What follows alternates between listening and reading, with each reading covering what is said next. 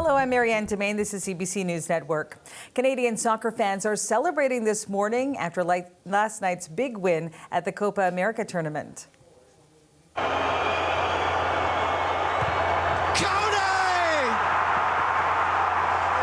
sends Canada into the semifinals of Copa America.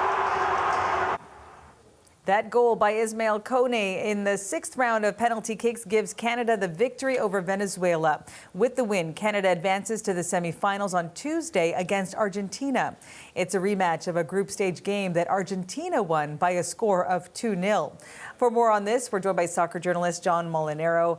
Looking at that, you can see the excitement, and I'm sure such an exciting moment to relive for so many fans, including yourself. What did you make of the game last night? Probably one of the most entertaining and fun matches to watch at the Copa America. It was really back and forth. I mean, 90 minutes of wild action. What was great to see was both teams kind of going for it, attacking with really sort of purpose and reckless abandon.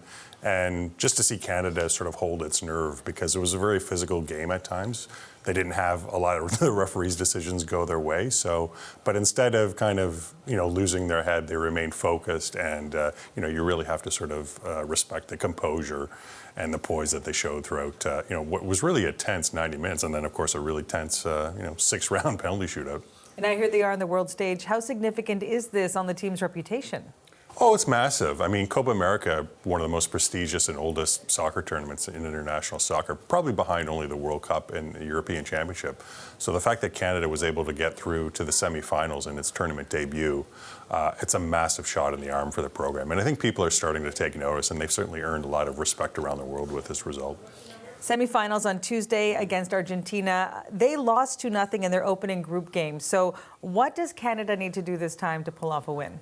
I think a lot of what they did yesterday is be really aggressive and take the action to Argentina as best they can. I mean, I think that really worked well against Venezuela.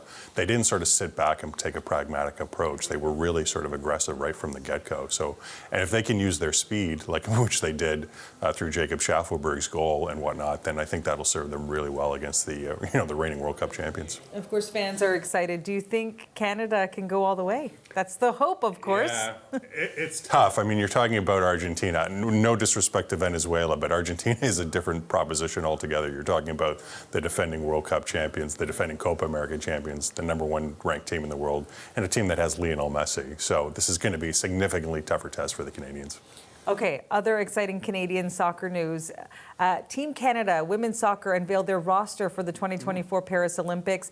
What are your expectations for this team and for the games that are just underway in just a few weeks' time? Yeah, it's an exciting time for Canadian soccer. The women's team, obviously vying to defend their gold medal, reach the medal podium for a 4th straight time. It's a difficult group because they have tough games against France and Colombia. But I think the expectations have been raised, right, over the last couple of years. We just naturally expect the Canadians to compete. And it's an interesting tournament because it's the first major tournament that they're going to be competing in a competition like this without Christine Sinclair. So I'll be really interested to see how they sort of handle that because they've relied on her so much over the years. That's an interesting thing for fans who aren't necessarily ones to follow it very closely. Something to keep an eye on for those who are watching during the Olympics. Okay, another big soccer tournament. So much soccer to talk about. Now, the Euros. Later today, England faces Switzerland. Netherlands plays Turkey in the quarterfinals. So much to watch for. What are you watching for? Well, England kind of entered the tournament as one of the sort of tournament favorites, but they've really labored. I mean, their 4 performances so far haven't been impressive. They just kind of gotten by the skin of their teeth. So interesting to see how they do against a Swiss side who has really been impressive and maybe kind of flown under the radar a little bit.